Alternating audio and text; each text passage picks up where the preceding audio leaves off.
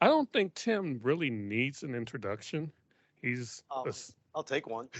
he's a certified badass. Seriously, a black belt in Brazilian oh, I'm sorry. You assume. In Brazilian Jiu Jitsu, former Marine, former Marine. So again, certified badass. Um, oh no. And you know what he wants to talk to us today is about being your authentic self while still making an impact, which is pretty relative, not relative, Relevant. relevant. Thank you. Um, relevant to us in the industry. And I'm not going to stand up here and get in his way long. I'll give my thank you and congratulations and all of that other stuff at the end so that it's optional for you. But in the meantime, here's without further ado, welcome to our first in person Juneteenth conference. We're in Chicago, and welcome, Tim Banks.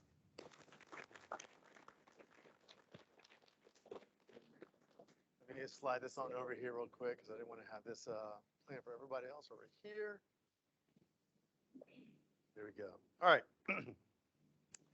Solace of you. So first of all, I'm going to do kind of standard thing where I do like to do a land acknowledgement and the fact that we are on stolen land, right?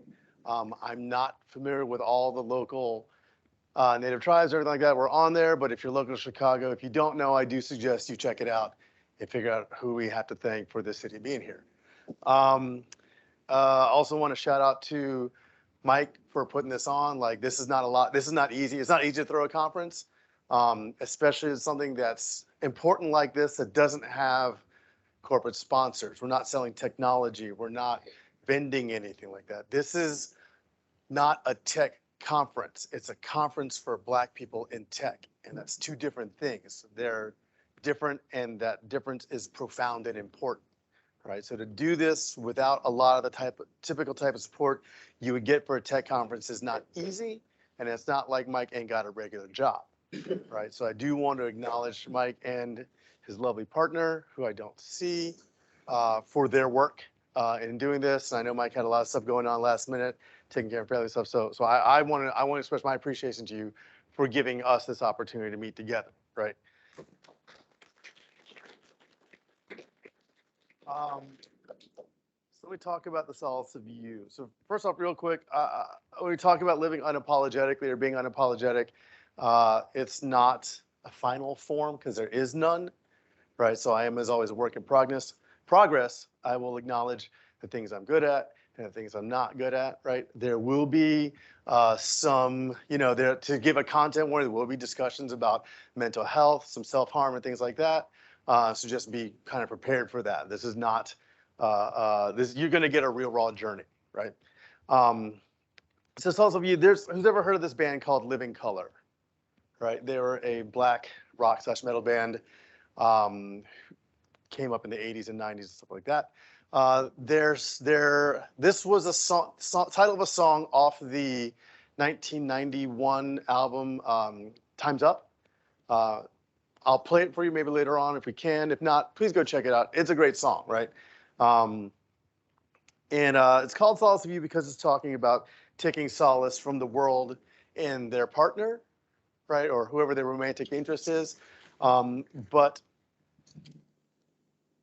I want to talk to you about taking that respite from the world in yourself instead of other people.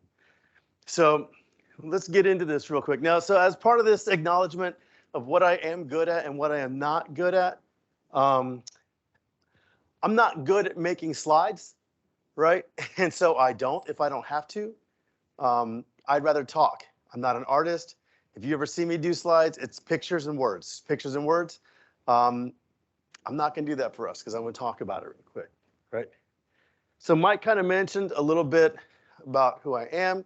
If you ask me who I am without context of work, I'm going to tell you that I'm a Brazilian Jiu-Jitsu brown belt who's the five-time consecutive and current reigning Pan American champion in his division, 3-time American national champion, 3-time silver medalist in the world championships, and I just won a bronze medal in international mastery competition at the end of May, right? That's who I will tell you who I am. What I do to pay the bills is I'm a lead developer advocate at Dell Technologies, right? That matters because what I do is not who I am, right? Talking into a little bit more of what it means to have solace in you, or in this case, solace in myself, it's where I find and create and am responsible for my own validation, my own peace, and my own happiness. And to the extent that other people prove themselves worthy of helping in that, I allow them to help in that. But again, that control is on me. I do not cede that control to other people. Those of you who know me know that I'm a big fan of drag and drag race, right? So am I literally doing a talk on RuPaul as he says, you know, if you can't love yourself, how the hell are you gonna love somebody else? Yes, that is literally what I'm gonna do this talk about, because it's a cliche, but it's true, right? So when I talk about taking control of my own peace and my own solace, my own happiness, right? What does that mean? So is anyone here in therapy? Right? If you're not, you should be, right? Any black person living in this country needs therapy, right? Because it's not like our existence is without trauma, right? One thing I describe this to my therapist as is that I have, through my life, been trained to give others the responsibility of validating me. And at some point in my life, I repatriated all those needs to myself, right? And now I give out only to those people who have proven that they can be responsible with with my needs, right? In a way that's not harmful to me. But we're not taught to do that from the get-go. We're in a society that tells us you have to be a certain way. You have to do this. You have to conform a lot of different ways. And it's not always, you know, it's not always society at large doing that. We do that with our own culture sometimes a lot too.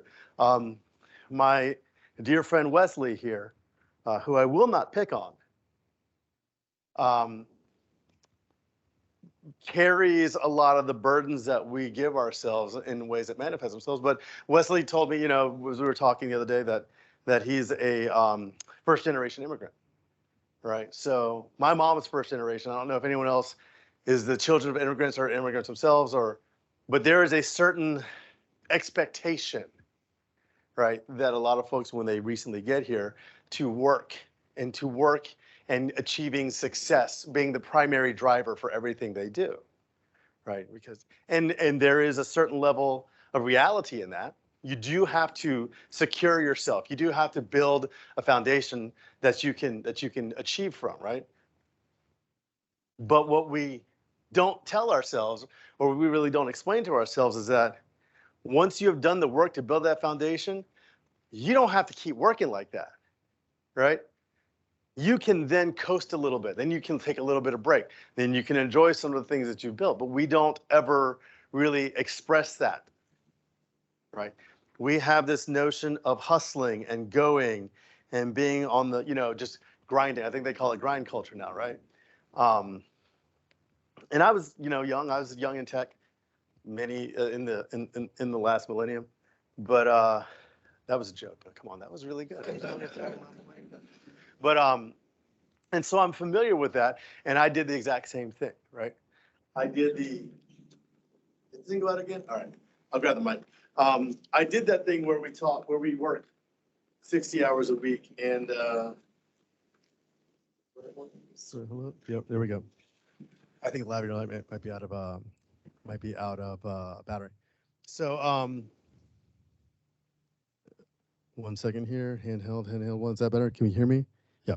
So I did that thing where we work a lot of hours and we do the thing and we're grinding. We're talking like 60, 80, 90, 100 hours a week because, you know, you got to do the thing, right? You got to make the money. You got to establish yourself. You got to build your career. But it wasn't just working, right? It was working in a way that pleased others. And so I am pleased to see people in this room who are Black professionals in tech, who have their hair however they want it, who are wearing clothes that affirm them and affirm their Blackness or affirm their gender or affirm whatever it is they want to be, right? Coming up, and if you're long enough in the tooth, you remember when you had like the dress code, right? You had the polo shirt, you had the khaki pants, you had, if you had facial hair at all, it was very close. Your haircut was close because you had to conform to an appearance standard, and that appearance standard was based on white people in the military, right? Because that was the origin of tech. So it wasn't just that you had to work at work. You had to do the work of being professional at work. Already that very notion of what it meant to be a professional at work was exclusive to us. So if we wanted to participate into it, we had to adjust ourselves and who we are to be that way that they expected us to be while we're working. It's very hard in those environments to be unapologetic, right? Because already you are being something that you're not.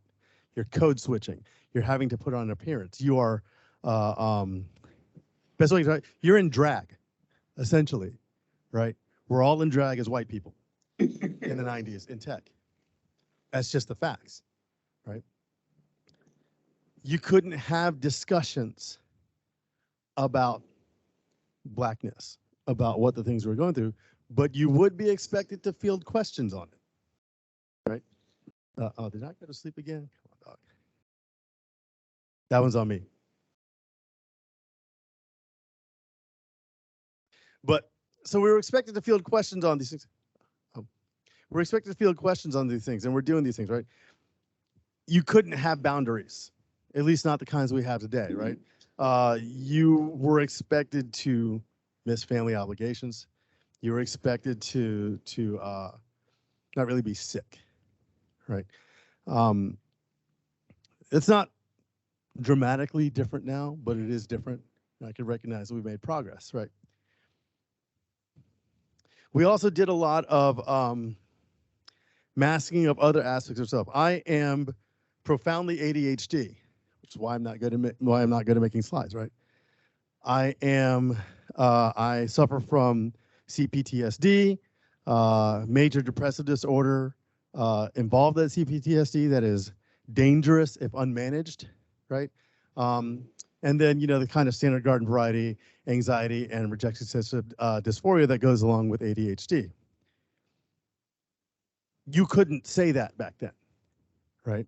Even regardless of ethnicity or gender, whatever, you couldn't talk about mental health. It could not be a part of who you were. That was something you had to keep inside yourself and mask, right? Even folks who are on the autism spectrum had to mask, and they still do to a large extent. But again, you're not being who you are, you're playing a role, right?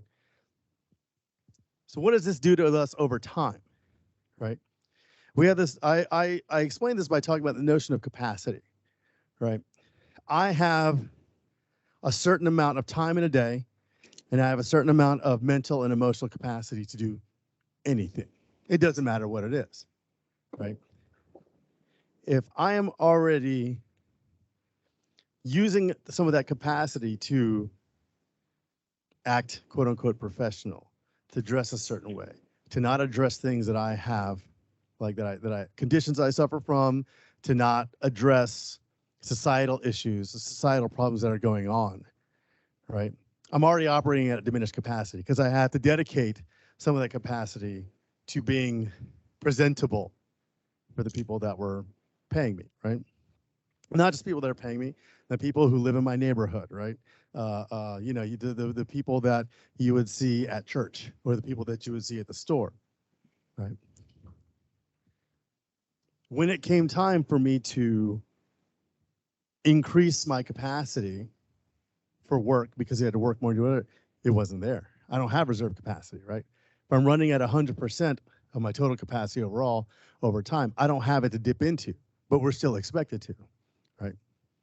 So we diminished our capability of having more capacity later on. I'm tired already. right? If you ever met, like if you ever talked to your parents, especially your parents, the other generation, if you ask them at any point when they were working how they are, what's the word they're going to say? I'm tired, right? I am tired. They came home, they have exhaustion about them, right? Not just from work, but from being Black in our society. It's tiring. And now I have to work on top of that. I'm exhausted. But do we give ourselves the opportunity to rest and recover from that? What do you think? And I'll put it like this. If someone asks you what you do, or who you are, or what do you typically say? Fine. What's that? How you are? No, what you are. Like, what do you do? Tell my job. Right. Tell them your job. Not that I'm going to pick on anybody. But what are most, if you're not directly being paid by your employer, how many of your activities are related to your career? What you think about that? How many activities are related to your career or to your professional life? Free labor. Was that? Free Free labor, yeah. Whether physical or emotional labor, because now I'm thinking about it. Also, I'm reducing my capacity for the things that are not work. And what do we have that are things that not work? Obviously, we got our families, right? We got our communities, right? And whatever those communities are. We don't have capacity for that. So the things that maybe we should be devoting time and attention to, we're not. So I'm explaining a lot of these problems, right? And I'm telling you that I've suffered from all these problems too. Still do to some extent, but in the thick of it, right? What did I do? I worked.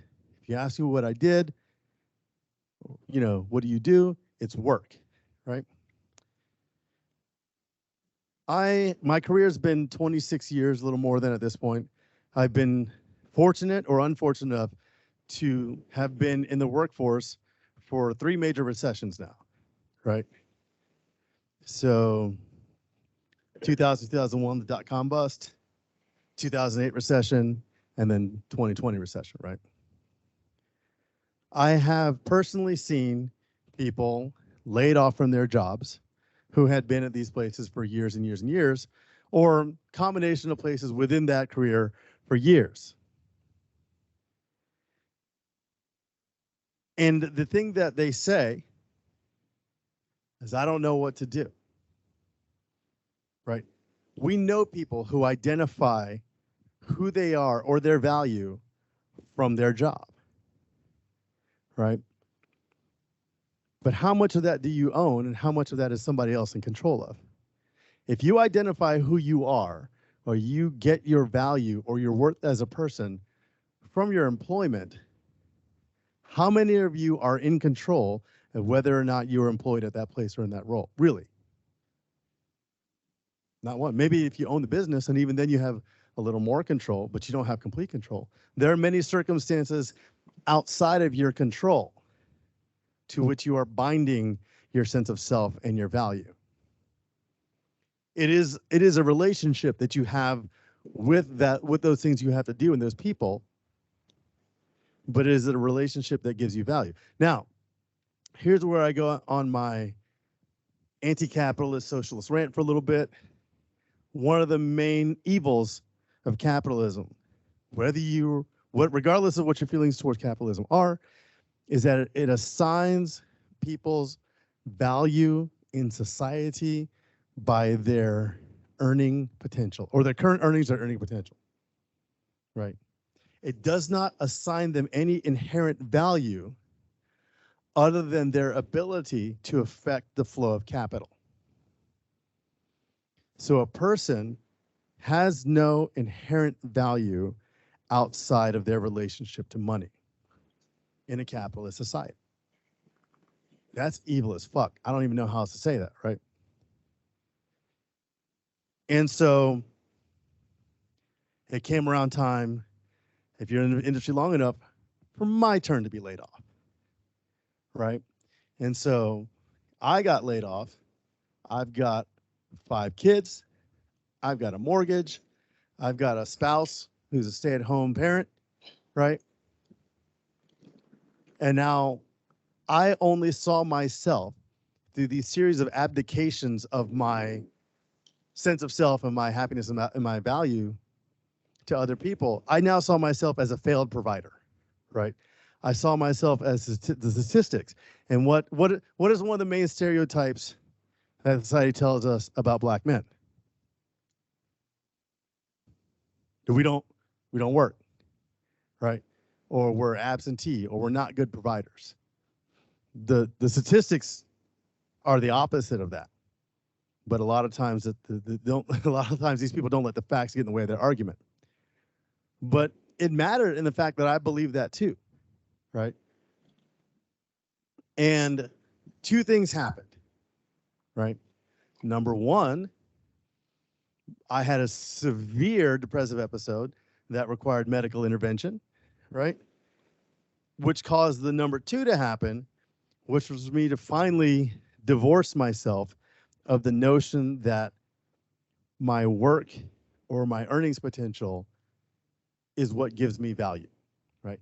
And I say divorce myself because that is a relationship. It's a toxic relationship, right? But it was a relationship that I had participated in, that I had fostered, right? Not just in myself, but to others. Like literally generational trauma, but on people that weren't my children, but came after me in the workforce, right? Because what do we tell them? You got to go to college. You got to get this job. You got to do these career things. You got to do this. You got to do that. Why? Because what happens if you don't? Right? You're not going to be successful. We'll even go so far as to say that you're going to be a failure, right? And that's harmful. It's not good for any of us as people, but it's good for capital. So the process of divorcing myself, and I don't know if anyone here has ever been divorced, but it's painful, right? It's not easy, a lot of paperwork, but more importantly, it's emotionally expensive, right? The notion of ripping myself away, my sense of value, my sense of purpose as a human away from my work is not easy, right? Because I did that in my 40s, right? So I had, a human adult lifetime as an adult doing this to myself, right? Hurting my own feelings about it, and I had to undo that. And that takes a lot of work, right? That's why I say you should be in therapy, right? But also I had to find something else, right? Now, who's got hobbies? Like, Wesley, I swear. What is your hobby, Wesley? Public speaking. About what? Everything. Everything? Things that I'm passionate about. And what is that? Equity and inclusion. What you're trying not to say, Wesley, is work. You talk about work. You do public speaking about work. We had this conversation yesterday. Workay, the fancy work, French region of work. You got hobbies, right? Now, hobbies are usually a good distraction, right? Hobbies are usually a way to find pleasure. But where do we take where do we take time to do our hobbies? Or more to the point, when we do our hobbies, do we have to take time from other things? And how do we feel about that? Right? Because I used to have some hobbies. I used to have other hobbies. My main hobby is jujitsu now, but I had other hobbies. But it became hard because why? Because I work too much. Right? Or I gotta be a good father to these kids, which is fine. Right? But I have a diminished capacity to do these things. But the thing is, though, still, if you ask somebody what you do or who you are, I work here, I'm a parent of however many kids, right? But who am I? These kids gonna be grown up, right? They're gonna leave the house, then what? Right? How many of y'all know the empty nesters, right? When the kids leave and now they don't know what to do with themselves because all they did is raise kids for 20, 25 years, right? And now you're a grown-ass adult, back half of your life, and now you have to try and figure out who you are. And what I'm saying is, the whole point, the whole key of finding solace in yourself is knowing who you are and having your own value, right? Seeing your own value without needing anyone else to point it out to you.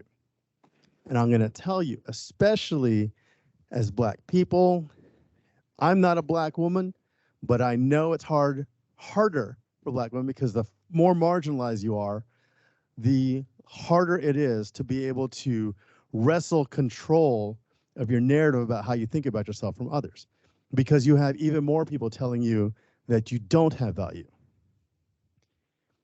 And it's a difficult process. What I'm talking about is not easy, but what I'm telling you is necessary, right? The thing that it really takes is for you to understand why it's important, number one, two, and then to do the work to do it, right? And now this is just talking about what I've had to do. I have to do therapy. I have to reevaluate all these relationships that I have with work and with people, and even, you know, my kids and my activities and stuff like that. And I can say that these are things that you should do for you, right? But what do we do?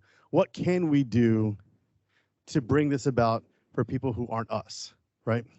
One of the things I'm doing right now is I'm talking to y'all about this, right?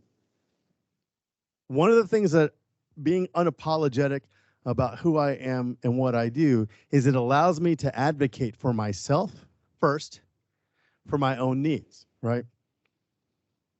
When I'm at my job, when I'm talking to my boss, I can say, hey man, look, my depression is kicking my ass today, right? If there is something that has to get done today, I can do it. But if it doesn't have to get done today, I'm going to sit in my bed. I'm going to cry all day long and watch RuPaul's Drag Race. I'm going to smoke some weed. I'm going to order some pizza, right? My boss is like, cool, right? Now, no, most people's boss are not going to say cool, right? And so I recognize that I have a great privilege, right? But it's one that I've had to work. I've been to a lot of jobs that didn't have that. And going into the job that I have now, I said, first and foremost, like, look, I'm ADHD, which means I'm not going to work 8 hours a day in a row. It's not going to happen, never going to happen. You can't make it happen. I can't make it happen. It's just medically impossible for my brain to do that. So understand that. I'm depressed. I have depression, right, as a medical condition that I must treat like any other long-going disease that will kill me if untreated. So when my depression is kicking my ass, I'm not going to be able to work. And that's just the fact, right? You know, going and advocating for myself in the job process while I'm looking for a job and saying, these are the conditions that I have, these are the conditions I have to work with, and as a result, these are the conditions that you have to work with if you want to employ me. Again, I recognize that there's a privilege, but being able to at least advocate for myself in these situations has helped me out immensely.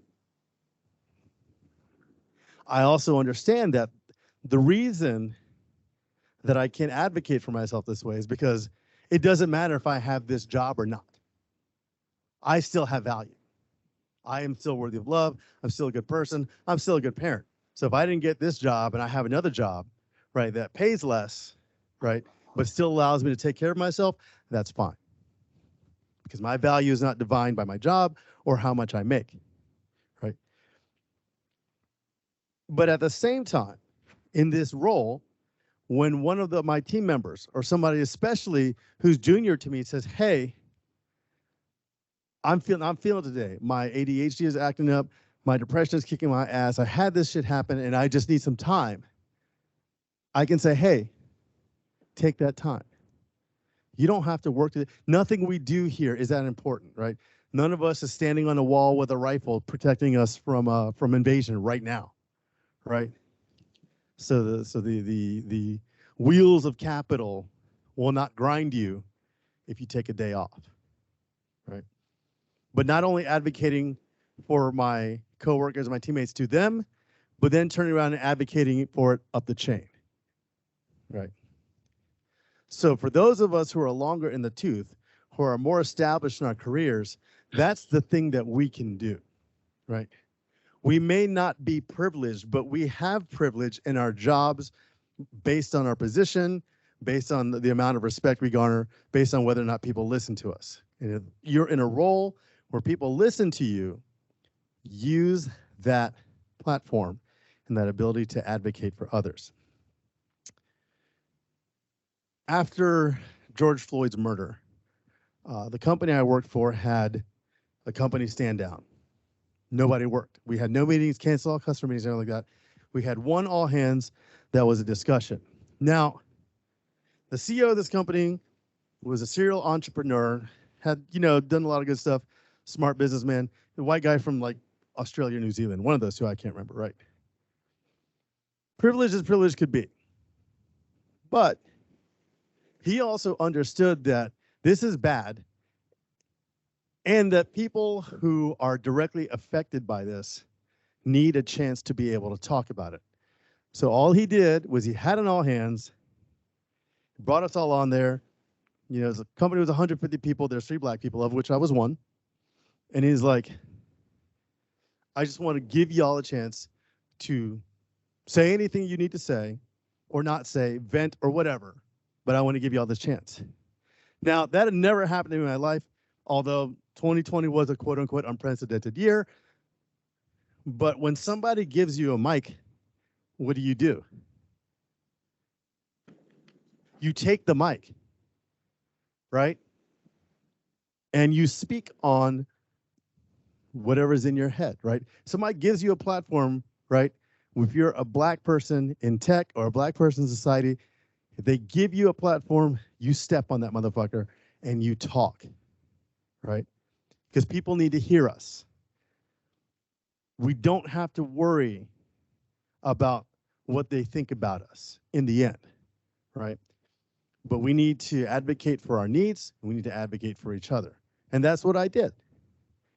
And literally, as soon as I got on that platform, I've never ceded that platform since, right? I will not, and I refuse to give the platform away. I will bring others on the platform with me. I will hand the mic off, right?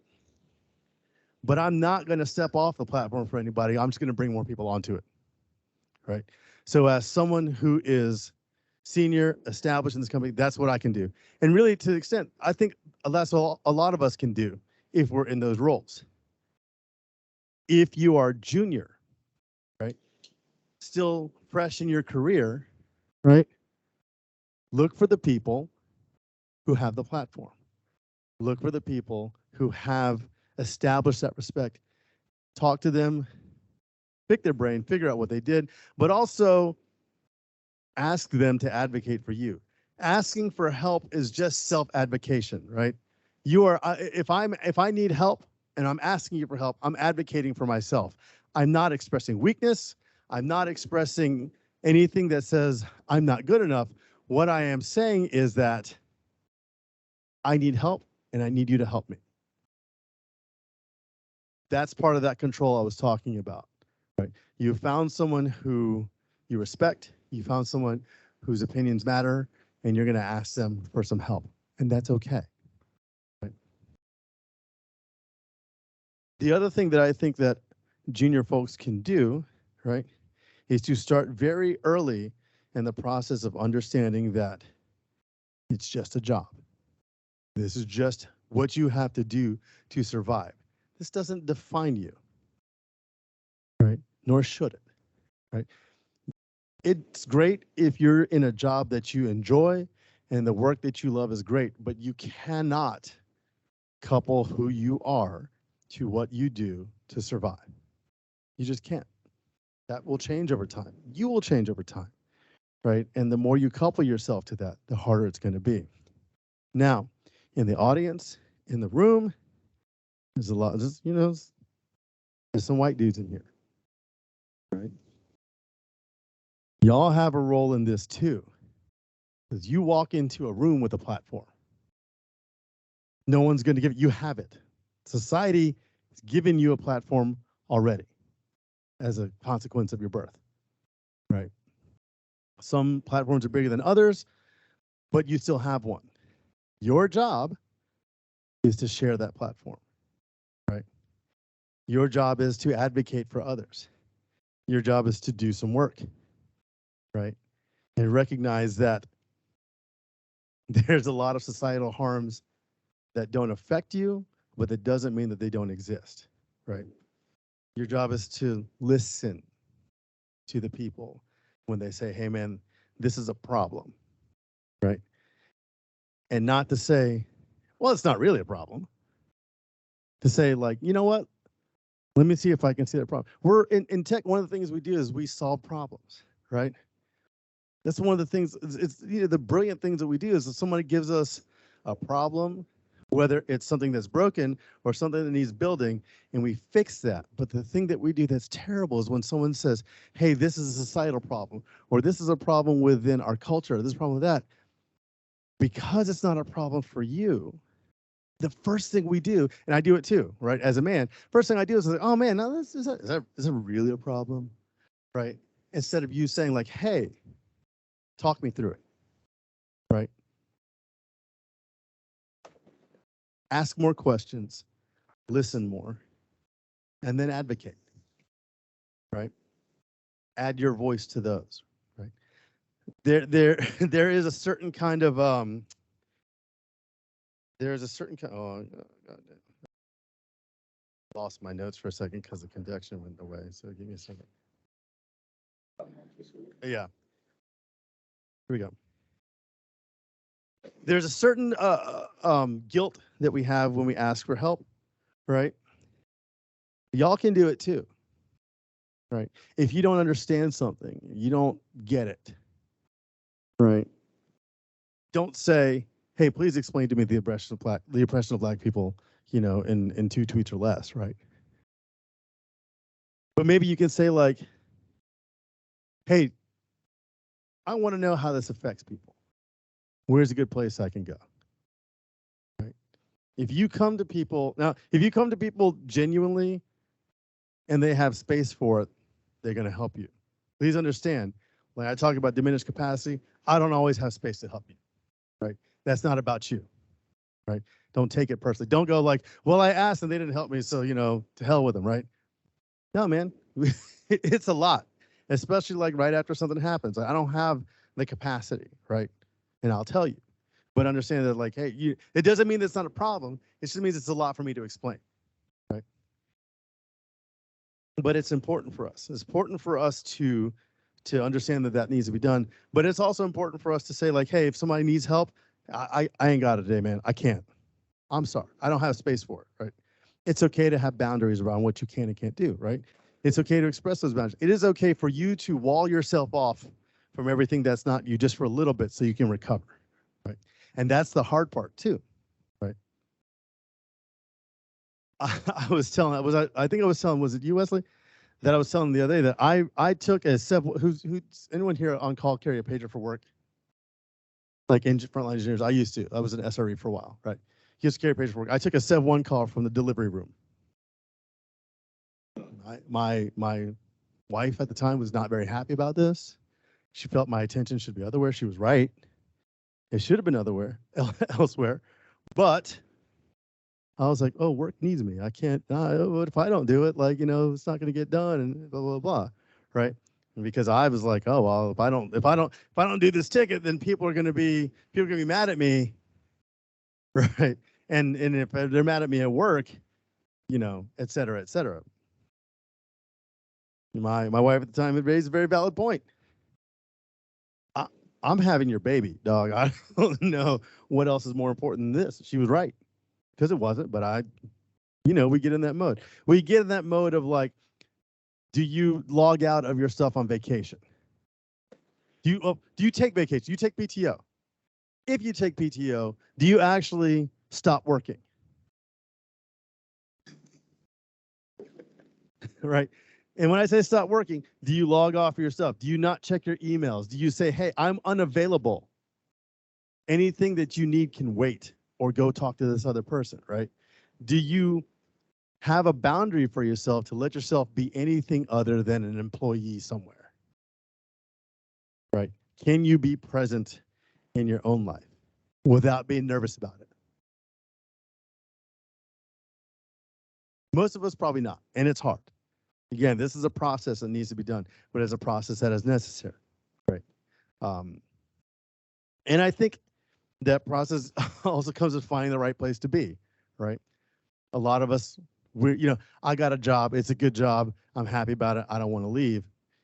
And you say, oh, is it a good job? And like, yeah, well, tell me what you don't like about your job, right? And then they're usually going to get a soliloquy. To tell me what you do like your job. Well, I like my coworkers, right? and we need to do better about that for ourselves, right? We need to do better about picking a good place that is going to help us, support us, affirm us, and respect us, right? Respect our boundaries, respect the ways in which we are not typical, right? Respect us for who we are, not the role we play, right?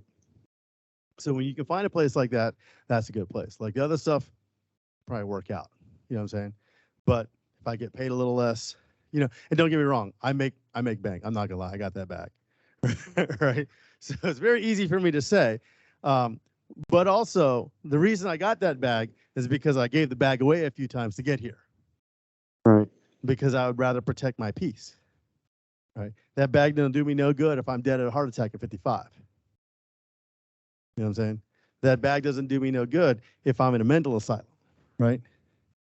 Like, or if I got that bag, what good that bag gonna do me if I was a bad parent to my kids and now like future generations got to spend money on therapy because I wasn't doing what I need doing, right?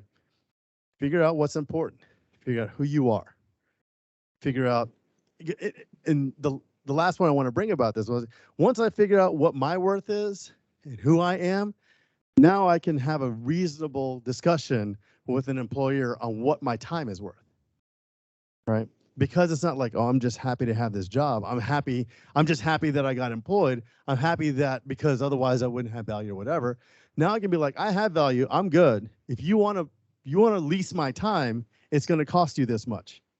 If you don't want to pay that much, fine. I don't need you, right? The fun part is you can do that literally with any relationship after that point. Anything that is harmful to you, harmful to your peace, harmful to the control you have over your own self and your own happiness, your own needs, anything that's detrimental to that, you can walk away from because you know you don't need it. It's not easy. Like I said, it's an ongoing process, but it is necessary. So in the end, what I really want everyone to understand is that I'm saying these things, and I've kind of touched on lightly, you should do this, you should do this, you should do this, you should do this, right? There's no shortage of information about finding your own value, finding your self-worth, and really shoring yourself up in your mental health. You've got to do the work. And what the path you take is going to look different to you than it's going to look for me, but it's important that you do this work, right? Because the stronger that you are as a person, the more control you are over your own happiness, over your own needs, and over your own sense of value, right? The stronger you're going to be able to stand. You literally will be able to love other people better because you love yourself, right? Once again, I just wanted to acknowledge that, again, I'm not perfect at this, right? It is an ongoing process. And so I will always be happy to talk to you about that process. Where it's worked for me, where it hasn't worked for me, where the paths are still crunchy. But in the end, the way that we're going to be able to accomplish this for any of us, or for all of us, is for each of us to do it for ourselves and for each other, right? So that's basically it. I didn't really have anything else, but I'm happy to entertain any questions, like for the whole. I'm happy to entertain any questions for if you want to talk to me afterwards. But I just want to thank you for the opportunity I've had to talk to you about this. And yeah, I really appreciate it.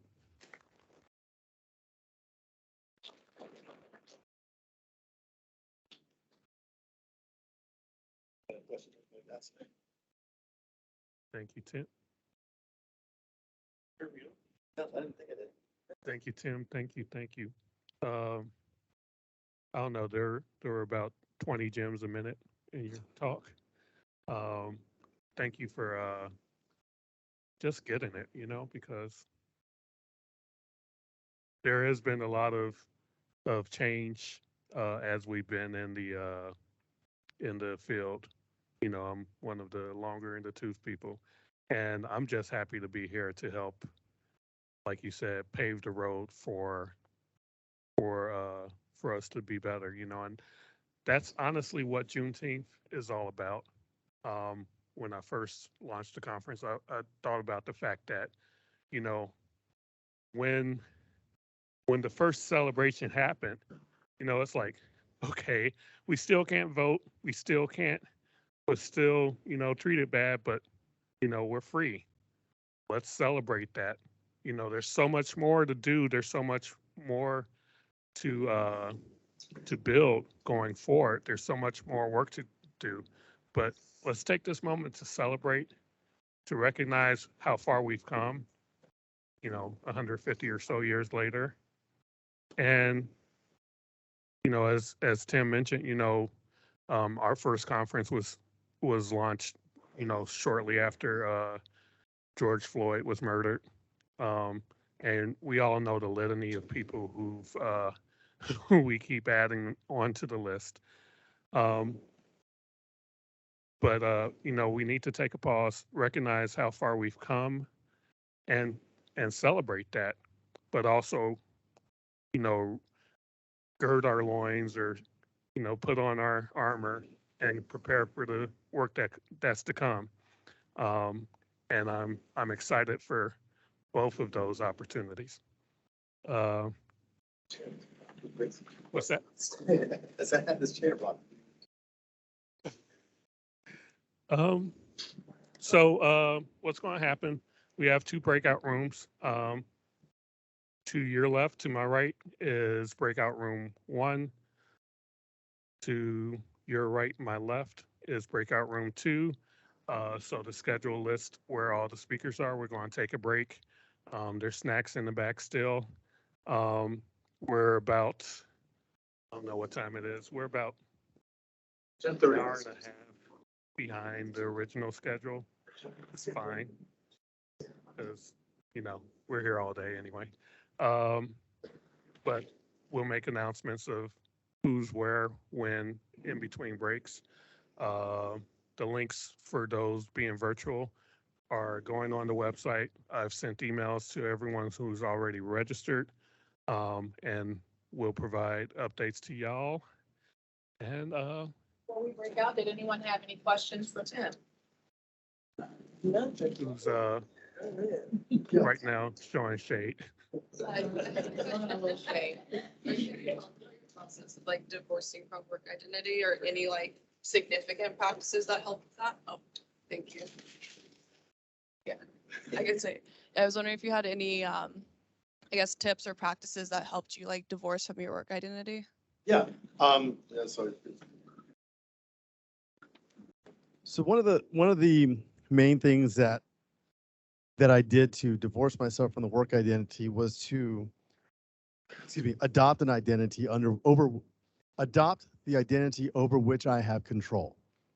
Who I am and what I do. Like I said, if you ask me what I do, I'm a Brazilian Jiu-Jitsu black belt, right? That is something that, brown belt, sorry, not black belt. One day, Brazilian Jiu-Jitsu brown belt. It is something I've worked for. It is something that I am in control of, right? I do the work, I compete, I fight, I teach, I do all these things. That is something that I have crafted for myself that no one can take away from me. You know, like I can die tomorrow. I will die a brown belt in Brazilian Jiu-Jitsu with all these medals, right?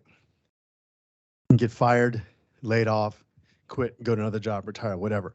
That will not change. That is something that I have crafted for myself, right? That was one of the things I did for me. I started that process and realized that this is something that gives me, this is something that I'm making for myself, right? So maybe it's a coping mechanism, maybe it's a crutch, right? But it is something that I have done for myself that no one can take care of me. And in essence, it's the thing I talk about. I am in control of that. That's a start. But once you start down that path, you can just start seeing other ways where you can kind of pull that back and where it becomes a priority. Like I wall off work from that, right? So I build my schedule. Like if you try to schedule me a meeting that comes before 8:30, well, first of all, I'm not gonna take the meeting before 8:30, but if you try and schedule a meeting with me that's over a tournament time, tournament prep, training time, no, I'm not available, right? Or it has to be a very good and very one-off reason, because I'm not available for that. You can't buy that from me. You know what I mean? Anybody else? Anybody else?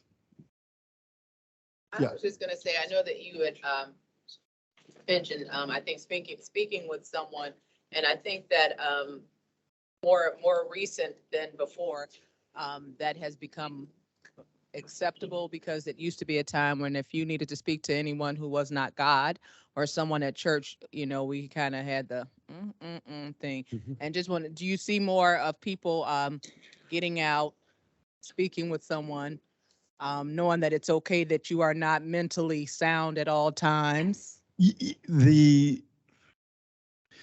Yes, especially around Black people and other people of color, right?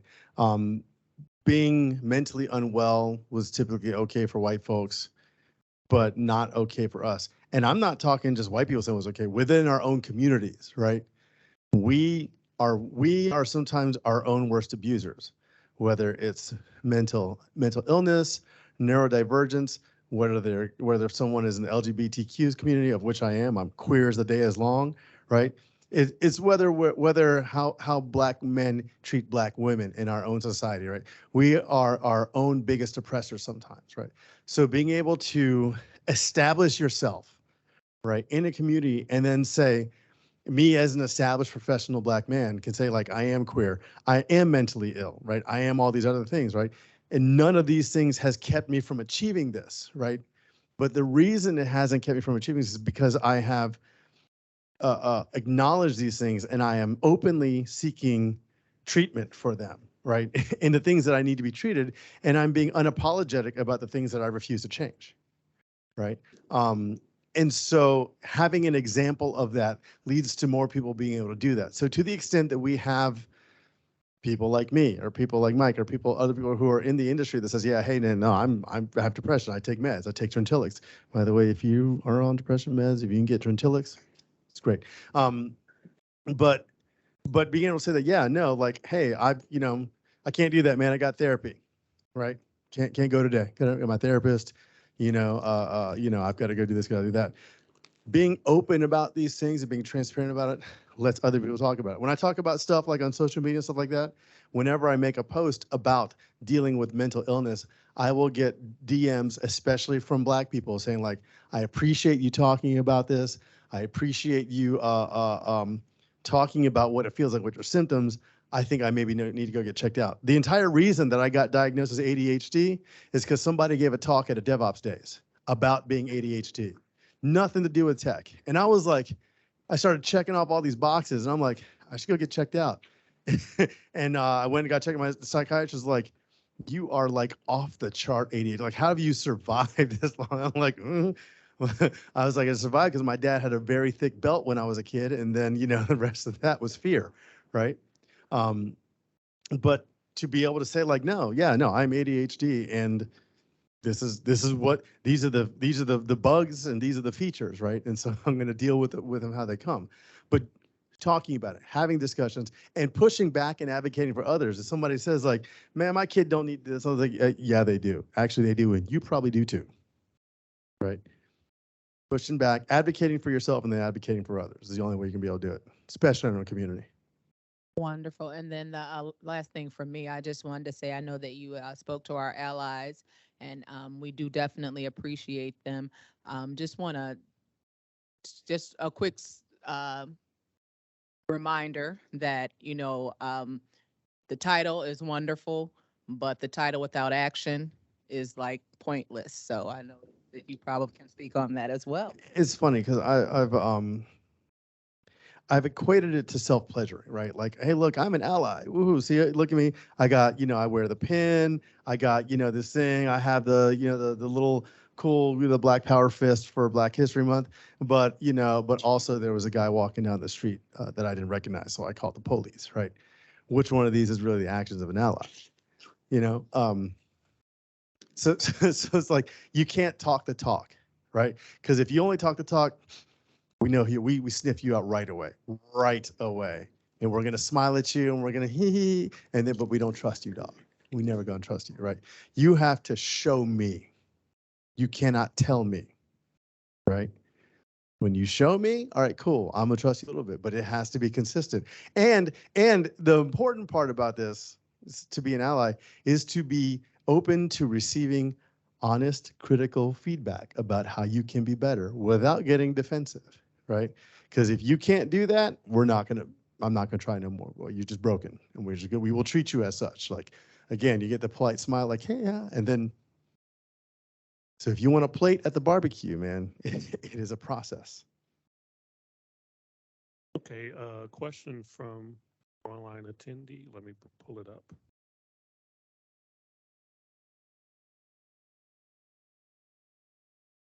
Y'all keep it real humid here in Chicago, boys. Let me tell you what, man.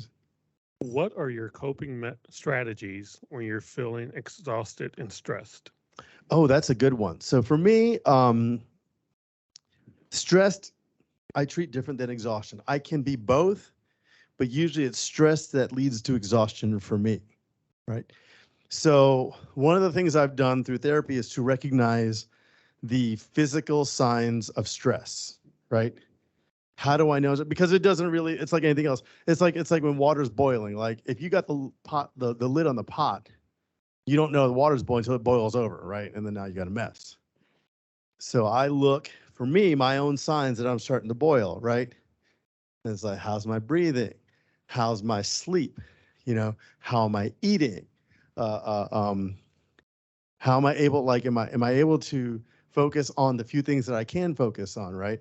And it's actually, the bigger one for me is not stress, is depression, right? It's like, did I make my bed? How long has that laundry sat there?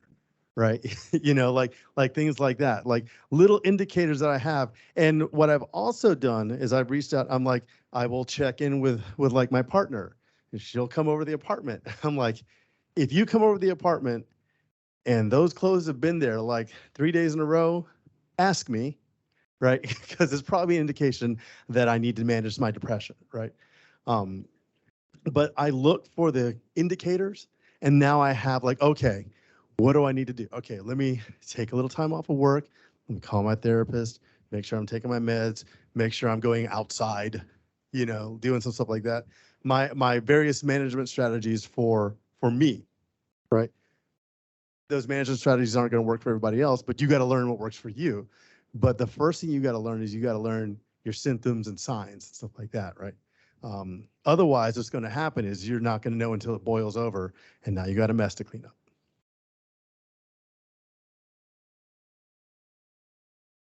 Do you have anything else from the? Anybody else? Cool. All right. Thank y'all.